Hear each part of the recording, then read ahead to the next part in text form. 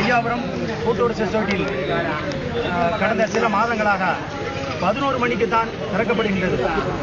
இது 9:30 மணிக்கு திறக்கப்படக்கூடிய இந்த கூட்டுறவு சொசைட்டி 11 மணிக்கு திறக்கப்படுகிறது.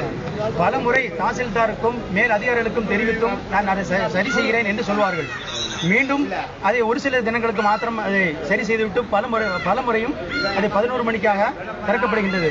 மட்டுமல்லாமல் பல முறை இங்கு அரிசிகளும் பருப்புகளும் மற்றும் இங்கு இருக்கக்கூடிய பொருட்கள் திருட்டுத்தனமாக வெளியேற்றப்படுகிறது.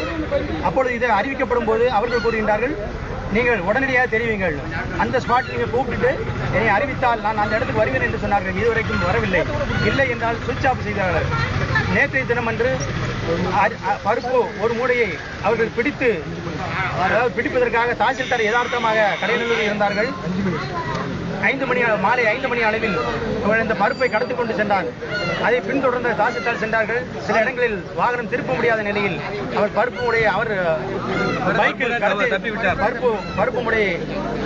பைக்கில் கடத்தி சென்று விட்டார். இதை இதுவரைக்கும் எந்த நடவடிக்கையும் எடுக்கவில்லை. அவர் அரசு செய்யவில்லை. இது உடனடியாக இதுபோன்று அடிக்கடி நடக்கக்கூடிய இந்த உடனடியாக அரசு செய்யுமாறு அன்புடன் வேண்டுகிறேன். பருப்பை கடத்தினவர் இப்போ பருப்பு கடத்தி சென்றவர் பருப்பை கடத்தியவர் இதே இடத்தில் தான் இருக்கிறார். இதுவரையும் அவர் செய்யவில்லை. பொதுமக்கள் அன்று ஒன்று கூடி இன்று எந்த பொருட்களையும் வாங்காத நிலையில் உள்ளார்கள். இது உடனடியாக நடவடிக்கை எடுக்குமாறு கேட்டுக்கொள்கிறேன்.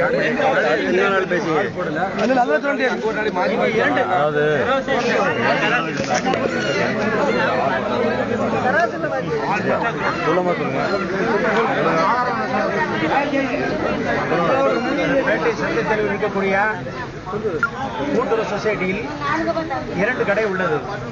இந்த 2 கடைக்கும் ஒரே நபர் தான் அங்கும் இங்குமாக மாற்றி செல்கின்றார். இவர் 2 கடைக்கும் 2 நபராக போட வேண்டும். ஆனால் 2 கடைக்கும் ஒரே நபராக போடுவதனால் சிரமமாக உள்ளது. இதுவரைக்கும் எந்தவித நடவடிக்கை எடுக்க சொல்லியும் எந்த நடவடிக்கையும் எடுக்கப்படவில்லை. இதில் 1600 கார்டுகள் உள்ளன. இந்த 1600 கார்டுக்கும் ஒரே ரேஷன் கார்டு தான் உள்ளது. ஒரே நபர் தான் 2 கடைக்குமாக மாறியுள்ளார். இது உடனடியாக நடவடிக்கை வேணும். பல முறையின் SCBI சார்பாக நாம் அறிவித்தும் எந்தவித நடவடிக்கையும் எடுக்கப்படவில்லை. நேரடியாக நாங்கள் மனு கொடுத்தும் உள்ளோம்.